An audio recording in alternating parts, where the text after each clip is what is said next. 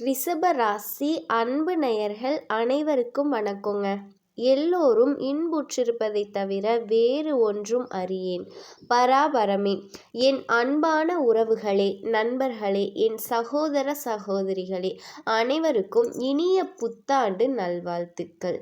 ஆங்கில புத்தாண்டு 2026ங்க. இந்த வருஷம் நம்ம வாழ்க்கையில் ஒரு பெரிய திசை திருப்பமான ஆண்டாக மாறணும். எல்லாருமே முதல்ல உறுதி எடுத்துக்கணும் அப்படிங்கிறது முதல் விஷயங்க. எல்லாருக்குள்ளேயுமே ஒரு நம்பிக்கை வரணும். சில நேரங்களில் பார்த்தீங்கன்னா பிறந்த நாள், புத்தாண்டு எல்லாமே நிறைய பேர் உறுதி எடுத்துக்குவாங்க. நாளையிலிருந்து இந்த காரியம் நான் செய்ய மாட்டேன் அப்படின்னு. அப்படி எந்த ஒரு விஷயத்தையுமே முடிவு பண்ணாதீங்க.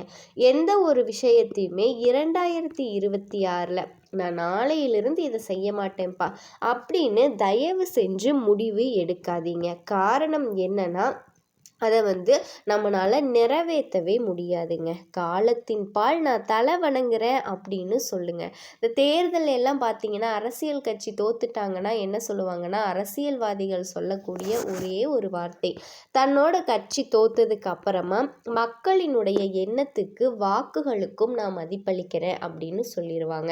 அப்படின்னா என்ன அர்த்தம்? அவங்க என்னை செலக்ட் பண்ணலை, நான் ஏதோ என்கிட்ட ஏதாவது ஒரு மிஸ்டேக் இருக்குது, இல்லை அவங்களுக்கு புரியாமல் பண்ணிட்டாங்கன்னா எதிராளியை ஜெயிக்க வச்சுருக்காங்க, அது என்னன்னு எனக்கு தெரியல, இவங்க இப்படி ஒன்று சொல்லிடுவாங்க. இப்போ நம்ம என்ன பண்ணணும் அப்படின்னா, நம்ம முதல்ல இந்த 2026ல் எல்லாரும் தெரிஞ்சுக்கிற முதல் விஷயங்க, உறுதிமொழி ஏற்றுக்க போகிறோம். ஆனால் உறுதிமொழியில் என்னன்னா, நாளைக்கு நான் மாறிடுவேன் அப்படின்னு. 2026 ஆரம்ப தேதியிலிருந்து நான் இப்படி நடந்துக்க போகிறேன், இல்லை திடீர்னு ஒரு 3 மாதம் போய் மார்ச் மாதத்துலேருந்து நான் இப்படியெல்லாம் நடந்துக்க போகிறேன் அப்படின்னு எல்லாம் முடிவெடுத்து வச்சுருப்பீங்க. நான் இப்போ இருந்து இப்படி நடந்துக்க போகிறேன் அப்படின்னு நிறைய விஷயங்கள், எந்த விதமான உறுதிமொழியும் தயவு செஞ்சு எடுத்துக்காதீங்க. இது மனுஷனுக்கும் உறுதிமொழிக்கும் ஒரு காம்போவே வராதுங்க, ஒரு கம்பெனி ஏற்படாது. புரியுதுங்களா? அப்போது நம்ம மனுஷ பிறவி எடுத்திருக்கோம், நம்மளாம் அப்பப்போ உறுதிமொழியை மாற்றி தாங்க செயல்படணும். மென்டல் டார்ச்சர் ஆயிரும். உறுதிமொழி 2026ல் யாருமே உறுதிமொழி எடுத்துக்காதீங்க. அதாவது உறுதிமொழி எடுத்துக்கணும் எப்படின்னா, சபதம் அப்படிங்கிறது தாங்க. நான் இதை செய்ய மாட்டேன்னு நினச்சி ஒரு உறுதிமொழி ஏற்கக்கூடாது. அப்போ உறுதிமொழினா என்னன்னு சொல்கிறேன் கேளுங்க. என்னோட வாழ்க்கையில் நான் வீடு கட்டணும், இந்த வருஷத்தில் நான் என்னென்ன செய்யணும், என்னென்ன தேவையோ இந்த மாதம் எனக்கு நடக்கணும், ப்ராக்டிக்கலாக திங்க் பண்ணணும். அதுதாங்க ரொம்ப முக்கியம். நான் மாற்றிக்கிறேன், என்னை மாற்றிக்கிறேன், நான் செஞ்சுக்கிறேன், நான் கரெக்ட் ஆயிடுறேன் அப்படிங்கிற உறுதிமொழியை யாருமே எடுத்துடாதீங்க. 2026ல் மட்டும் இல்லைங்க, எந்த வருஷமே நமக்கு செட் ஆகாது. இதில் தான் நம்ம நிறைய பேர் அடி வாங்குறோம். நிறைய பேர் பின்வாங்கிறதுக்கு காரணமே இதுதான். நான் ரொம்ப முடிவு பண்ணேன், டயட்டில் இருக்கணும்னு நினச்சேன், ஆனால் முடியலை. நான் சுகர் மில்க் இதெல்லாம் எடுக்கக்கூடாதுன்னு நிறைய நினச்சேன், அதை நான் முடிவு பண்ண வாய்ப்பில்லை. நம்ம என்ன பண்ணணும் அப்படின்னா, நல்ல விஷயத்துக்கு கொண்டு போகாதுங்க. அதுதான் நம்மளோட மனநிலை. அப்போது நம்ம என்ன தான் பண்ணலாம்? ரொம்ப சிம்பிளாக இந்த 12 மாதம் முடிஞ்சால் இந்த ஒவ்வொரு மாதமும் எனக்கு இதெல்லாம் நான் நடத்திக்க போகிறேன், இதெல்லாம் நான் முயற்சி பண்ண போகிறேன், இதுதான் என்னோட கனவு. நான் இப்போ ஒரு பைக் வாங்கணுன்னு ஆசைப்பட்றேன்னா இந்த வருஷத்தில் அதுதான் என்னோட கனவு. நான் நீட் எக்ஸாமில் நான் நல்லா ப்ரிப்பேர் பண்ணி நான் பாஸ் பண்ணணும்னு நினைக்கிறேன்னா அதுதான் என்னோட கனவு. நான் ஒரு வேலையில் அப்படி இல்லைன்னா என் பொண்டாட்டி, என் பிள்ளைங்க எல்லாரையுமே கௌரவமாக இருக்கிற அளவுக்கு நான் நடக்கணும்னு நினைக்கிறேன்னா அதுதான் எனக்கு ஒரு கனவு. நான் ஒரு கார் 4 வீலர் வாங்கணும்னு நினைக்கிறேன்னா அதுதான் என்னோட கனவு. ரொம்ப நாளாக எனக்கு கல்யாணம் ஆகலை, ரொம்ப ஆசைப்பட்டிருக்கேன், இந்த வருஷத்தில் எனக்கு கல்யாணம் ஆகணும், இதுதான் என்னோட கனவு. எனக்கு இன்னும் குழந்தையே இல்லை, குழந்தை பாக்கியம், இதுதான் என்னோட கனவு. தொழிலில் ஏதாவது ஒன்று வைக்கணும் அப்படின்னு நான் ஆசைப்படுறேன், அதுக்கு நான் அதை வளர்த்துக்கிறேன், இதுதான் என்னோட கனவு. ஸோ இந்த மாதிரி கனவுகளை முடிவு பண்ணுங்க. ஆனால் எக்காரணம் கொண்டும் இந்த வருஷத்தோட ஆரம்பத்தில் நம்ம முடிவு பண்ணக்கூடாது, இந்த வருஷத்தில் முடிவு பண்ணக்கூடாது. என்னன்னா நான் மாறுறேன் அப்படின்னு கனவு காங்காதீங்க. அதில் தான் நம்ம என்ன பண்ணுறோம், பின்வாங்குறோம், உடஞ்சிடுறோம், வருத்தப்படுறோம். அப்போ ஏதோ ஒரு அறிக்கையாக கூட 4 பேருக்கு முன்னாடி நம்ம சொல்லிடுறோம், ஆனால் அதை செயல்படுத்த முடியல. அதை பார்த்து நம்மளை என்ன பண்ணுறாங்க அப்படின்னா கிண்டல் கேலி பண்ணுறாங்க. நம்ம அதனால நடந்துக்க முடியல, மனசு உடஞ்சி வருத்தப்பட்டு நம்ம எந்த ஒரு விஷயத்துக்கும் தள்ளப்படக்கூடாது. அதுக்குள்ளே நம்ம தள்ளப்பட்டிருக்கோங்க. சில பேர் முடிவு பண்ணுவாங்க, நான் இந்த வருஷம் கடனே வாங்க மாட்டேன் அப்படிம்பாங்க. அதெல்லாம் வேஸ்ட்டுங்க. அப்போல்லாம் யோசிக்கவே கூடாது. அதனால் ரொம்ப ப்ரிப்பேராக நம்ம இந்த வருஷத்தை வந்து முடிவு பண்ணுறோம். இந்த வருஷத்தில் உங்களினுடைய வாழ்க்கையில் மிகப்பெரிய மாற்றத்தை அடைய போகிறீங்க. உள்ளத்தில் நல்ல உள்ளம் உறங்காது அப்படிங்கிறது வல்லவன் வகுத்ததடா அப்படின்னு ஒரு பாட்டு இருக்குங்க. இந்த உள்ளம் வந்து உறங்காது. ரிஷபராசியில் பிறந்தவர்களினுடைய உள்ளம் வந்து எப்போவுமே உறங்காதுங்க. அதுவும் வந்து பார்த்திங்கன்னா இந்த வருஷத்தில் சுத்தமாக உறங்காது. நிறைய டார்கெட்டு, நிறைய விஷயத்தை நீங்கள் செய்ய வேண்டிய கட்டாயம் ஏற்படும். உங்களை நம்பி ஒரு உலகமே இருக்கும். உங்கள் குடும்பம் உங்களை நம்பிடும். நீங்கள் யார் இது வரைக்கும் சில பேர் நம்பி இருக்க மாட்டாங்க. அதனால் அப்படி இப்படியெல்லாம் போயிருப்போம். இப்போ ஃபுல் அண்ட் ஃபுல் உங்கள் ஃபோக்கஸ் வந்து உங்களை நம்பும். ஸோ அப்போ ரிஷபராசிக்கு இந்த வருஷத்தில் கூடுதல் பொறுப்புகள் ஏற்படும். ஒன்றுமே பண்ண முடியாதுங்க, மறுக்க முடியாது, தவிர்க்க முடியாது.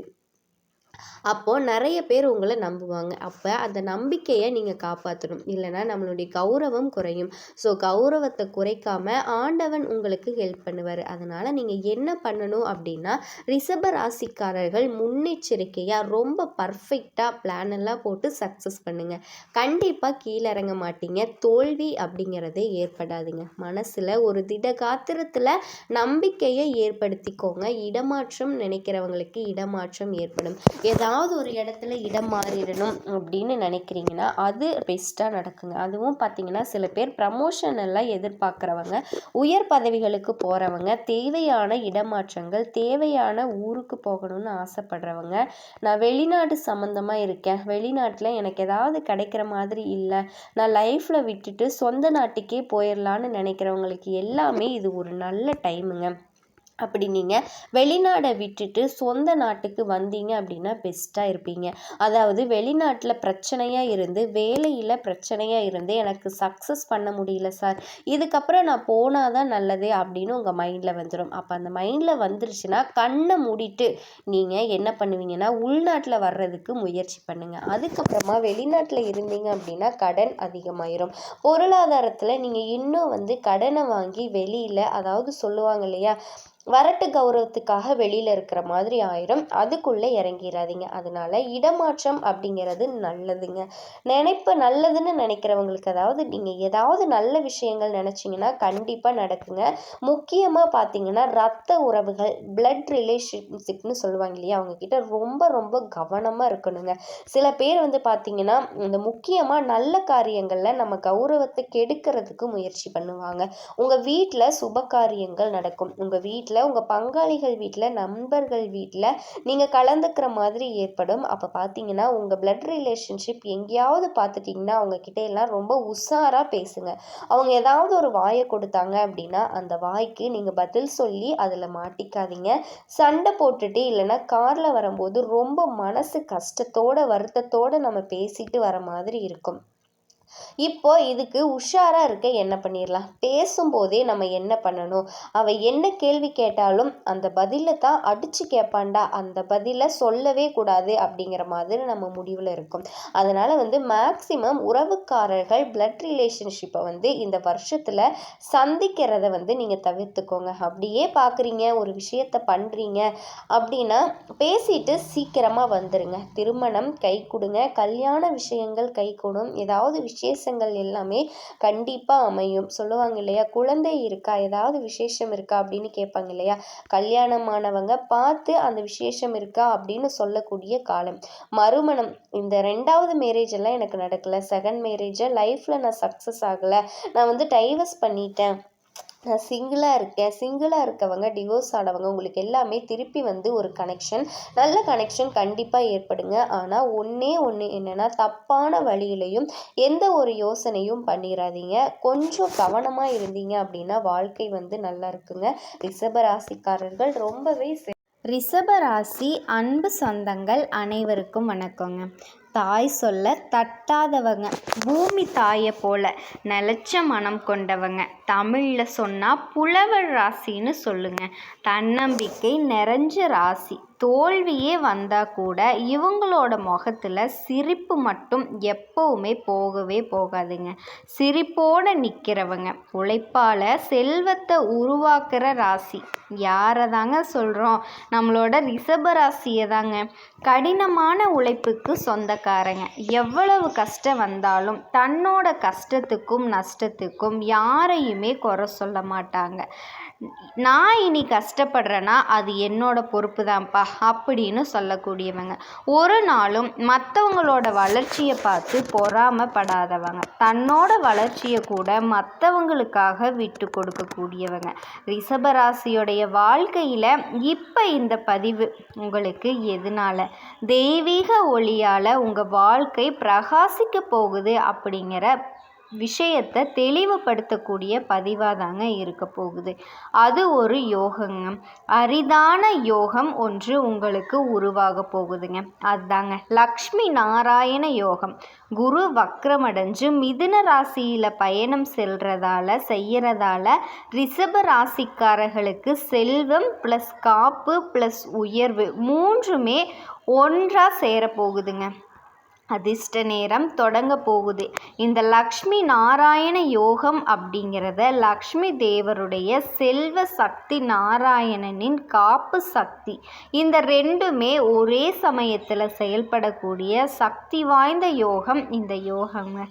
இது ஒரு ராசியை தொடுது அப்படின்னா அவங்களுக்கு கடன் தீரும், கையில் பணம் பெருகும், வீட்டில் அமைதி வரும், தொழில் வளர்ச்சி பெறுங்க, குடும்பத்தில் மகிழ்ச்சி தங்கும், ஆரோக்கியத்தில் மேம்பாடு வரும், வாழ்க்கையே அழகான பாதையை நோக்கி பயணிக்குங்க. ஸோ இப்போ இந்த ரிஷப ராசிக்காரர்களுக்கு இந்த யோகம் வந்திருக்கு இல்லையா, இது செல்வத்தை இரட்டிப்பாகும், சக்தியால் செயல்பட போகுதுங்க. இன்னும் கொஞ்சம் சிறப்பாக சொன்னால் லக்ஷ்மி நாராயண யோகம் பெறக்கூடிய ரிஷப ராசி பணமழை கொட்ட போகுதுங்க. இந்த வருஷத்தோட கடைசி மாதமான இப்போ ரிஷப ராசிக்காரர்களுக்கு அதிர்ஷ்டம் இந்த தெய்வ ரூபத்தில் வந்திருக்குங்க. குரு வக்ரமடைஞ்சு மிதுன ராசியில் இருக்கார். அடுத்த 3 மாதத்துக்கு வக்ரத்தில் தாங்க போவார். விருச்சிக ராசியில் புதனும் சுக்கிரனும் இணையறதால இந்த யோகம் உருவாகி இருக்கு. இது ரிஷப ராசிக்காரர்களுக்கு யோகமான காலகட்டமாக இருக்க போகுதுங்க. லக்ஷ்மி நாராயண யோகத்தால் அதிர்ஷ்டம் பெற போகிறீங்க. திருமணம் தொடர்பான விஷயங்களில் நன்மைகள் உண்டாகும், குழந்தை பாக்கியம் கிடைக்குங்க. ஆவணங்களை முடிக்கிறது, கையெழுத்து போடுறது, வராத பணம் சேர்றது, கோர்ட்டு கேஸு வழக்குகள் உங்களுக்கு சாதகமாக முடியுதுங்க. மற்றவங்க கொடுக்க வேண்டிய பணம் எல்லாம் இப்போ உங்களுக்கு கிடைக்கக்கூடிய யோகம் இருக்குங்க. எத்தனை பேர் காசு வாங்கிட்டு இன்னைக்கு நாளைக்குன்னு சொல்லியிருப்பாங்கள்ல, கொடுக்கவே முடியாது அப்படின்னு உங்களை ஏமாற்றியிருப்பாங்க. ஆனால் இப்போ உங்களோட முயற்சியின் காரணமாக, இந்த யோகத்தின் அமைப்பின் காரணமாக உங்களுக்கு கிரக நிலைகளும் சப்போர்ட்டிவாக இருக்குங்க. இதனால் அவங்களே பணத்தை திருப்பி கொடுத்துருவாங்க. செழிப்பாக இருக்க போகிற காலகட்டம். குரு வக்ரமாக தனவாக்கு குடும்பஸ்தானத்தில் இருக்கிறது ரிஷப ராசிக்காரர்களுக்கு காசு பணத்துக்கு பிரச்சனையே இருக்காதுங்க. அஷ்டமஸ்தானத்தில் அமர்ந்திருக்கக்கூடிய சூரியன், செவ்வாய், சனியோட பார்வையினால் அமர்ந்திருக்கிறதுனால வண்டி வாகன பயணங்களின் போது மட்டும் ரொம்பவே கவனமாக இருக்கணுங்க. தந்தையாரினுடைய ஆரோக்கியத்தில் கவனம் செலுத்தணும். இதை தாண்டி இரவு நேரங்களில் பயணம் பண்ணாதீங்க. சின்னதாக ஏதாவது ஒரு அறுவை சிகிச்சை செய்கிறதுக்கு வாய்ப்பு இருக்குது. கல்லீரல், மண்ணீரல் பாதிப்புகள் ஏற்படுங்க. தந்தையோட ஆரோக்கியத்தில் ரொம்ப ரொம்ப ரொம்ப கவனம் தேவைங்க. கணவனாக இருந்தால் மனைவியோட ஆரோக்கியத்துலேயும், மனைவியாக இருந்தால் கணவரினுடைய ஆரோக்கியத்துலேயும் கவனம் தேவைங்க. இந்த பல் கட்டுறது, அறுவை சிகிச்சை, இந்த போன்ற காரியங்கள் எல்லாமே வரும். ஸோ பணத்துக்கு குறைவில்லை, ஆனால் ஆரோக்கியத்தில் கொஞ்சம் உஷாராக இருக்கணுங்க. மற்றபடி ரிஷப ராசிக்கு நேரடியாக சுப கிரகங்களினுடைய கிரகங்களுடைய பார்வை இருக்குங்க. உங்களுக்கு நிச்சயமாக நல்ல விஷயங்கள் நடக்கும். குடும்பத்தில் மகிழ்ச்சி பெருகும். கணவன் மனைவிக்கிடையே அந்யோன்யம் பெருகுங்க. அடகு வச்ச தங்க நகையை மீட்டெடுப்பீங்க. எடுத்த வேலைகளை எடுத்த காரியங்களை பொறுமையாகவும் சந்தோஷமாகவும் செய்யறதுனால வெற்றிகள் குவியும். பெண்களுக்கெல்லாம் யோகமான காலகட்டமாக இருக்க போகுதுங்க. வியாபாரிகளுக்கு எல்லாமே நிறைய பேருக்கு அதிர்ஷ்டம் ஏற்படும். படிக்கக்கூடிய மாணவ மாணவிகள் படிப்பில் கவனமாக இருக்கிறது நல்லது. ஆரோக்கியத்தை பொறுத்த வரைக்கும் கண்கள் பாதிப்பு, நரம்புகளில் பாதிப்பு வர்றதுக்கு வாய்ப்பு இருக்குது. மற்றபடி பெருசாக இதில் எந்த ஆபத்தும் வராதுங்க. சந்தோஷம். பொருளாதார ரீதியாக பார்த்தோன்னா இந்த லக்ஷ்மி நாராயண யோகம் நம்ம ரிஷப ராசிக்காரர்களுக்கு 90% நல்லதாக வச்சுக்க போகுதுங்க. எல்லா விஷயத்துலேயுமே நன்மைகள் கிடைக்கக்கூடிய யோகமாக இந்த யோகம் ரிஷப ராசிக்காரர்களுக்கு அமைஞ்சிருக்குதுங்க. இந்த யோகம் அப்படிங்கிறத தொடர்ந்து உங்களுக்கு பலன் தரதுக்கு லக்ஷ்மி நாராயண சுவாமியை வழிபாடு செஞ்சீங்க அப்படின்னா தொடர்ந்து உங்களுக்கு ஏற்றத்தை ஏற்படுத்துங்க. இதுவே ரிஷப ராசிக்காரர்கள் உத்தியோகத்தில் இருந்தீங்க அப்படின்னா உங்களுடைய வேலையில் இருந்த சிக்கல்கள் சரியாகும். அதை அழகாக உங்களோட வேலையை செஞ்சு முடித்து மேலதிகாரிகள் கிட்டையும் பாராட்டுகளை பெறுவீங்க. வியாபாரிகளாக இருந்தீங்க அப்படின்னா தொட்டது எல்லாமே பொன்னாகக்கூடிய காலகட்டம். வியாபாரம் சூடு பிடிக்குங்க. அதிக லாபத்தினை பெறுவீங்க. குடும்ப தலைவிகளை பொறுத்த வரைக்கும் பல காலமாக கற்பனை செஞ்சு வச்சுருந்த வீடு கட்டக்கூடிய பணி இப்போ நிறைவேறும். குடும்ப தலைவிகள்லேயே உங்களுடைய கணவரினோட அன்பை பரிபூரணமாக பெற்று மனமகிழ்ச்சி அடைவீங்க.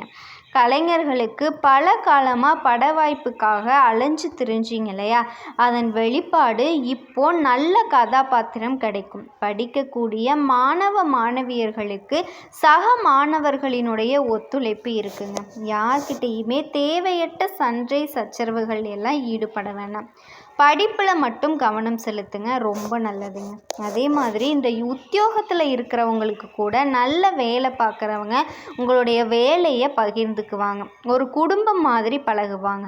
ரிஷபராசியை பொறுத்த வரைக்கும் கார்த்திகை 2ஆம் பாதம், 3ஆம் பாதம், 4ஆம் பாதம், ரோஹிணி நட்சத்திரம், மிருகசீட நட்சத்திரம், 1ஆம் பாதம், 2ஆம் பாதம். உங்கள் ராசியில் கிரகநிலைகளை பார்க்கும்போது ராசியில் குரு பகவான் வக்ரகதியில் தைரிய வீரிய ஸ்தானத்தில், செவ்வாய் பகவான் பஞ்சமஸ்தானத்தில், கேது பகவான் களத்திர ஸ்தானத்தில், சூரிய பகவான் அவர் கூடவே புதன் பகவான் வக்ரகதியில் அவரோடவே சந்திர பகவானும், அஷ்டமஸ்தானத்தில் சுக்கிர பகவானும், தொழில் ஸ்தானத்தில் சனி பகவானும், லாபஸ்தானத்தில் ராகு பகவானும் வலம் வர்றாங்க. இதிலேயே பார்த்தீங்க அப்படின்னா சுக்கிர பகவான் அஷ்டமஸ்தானத்தில் இருந்து பாக்கியஸ்தானத்துக்கு மாறி இருக்காரு. சூரிய பகவான் உங்களுக்கு அஷ்டமஸ்தானத்துக்கு மாற போறாருங்க.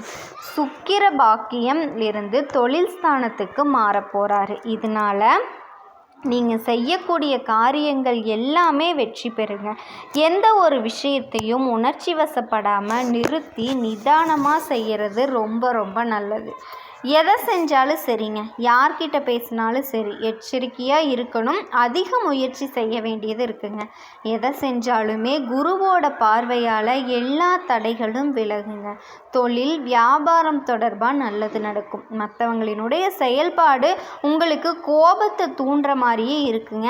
ஆனாலுமே கோபப்படாதீங்க, கவனமாக இருங்க. லாபம் அதிகமாகும். எதிர்பார்த்த பண உதவி கிடைக்கும். உத்தியோகத்தில் இருக்க கூடுதல் பணிச்சுமை காரணமாக கொஞ்சம் அதிகமாக வேலை செய்கிற மாதிரி இருக்குங்க. அதே மாதிரி நெருப்பு ஆயுதங்களை பயன்படுத்தக்கூடிய வேலைகளை செஞ்சீங்க அப்படின்னா கவனமாக இருக்கணுங்க. குடும்பத்தில் மனநிறைவு ஏற்படும். வாழ்க்கை துணையால் நன்மைகள் ஏற்படுங்க. குழந்தைக்காக பாடுபடுவீங்க. விருந்தினர்களினுடைய வருகை இருக்கு. உறவுக்காரங்க நண்பர்கள் கிட்ட திடீர்னு கருத்து வேற்றுமை ஏற்பட வாய்ப்பு இருக்கு. நிதானம் தேவைங்க. குழந்தைகளை வெளிநாட்டுக்கு அனுப்பி படிக்க வைக்கக்கூடிய முயற்சிகளில் வெற்றி பெறும். பெண்களுக்கு உணர்ச்சி வசப்படாமல் எதையுமே சிந்திச்சு செயல்படுறது நன்மையை கொடுக்கும்.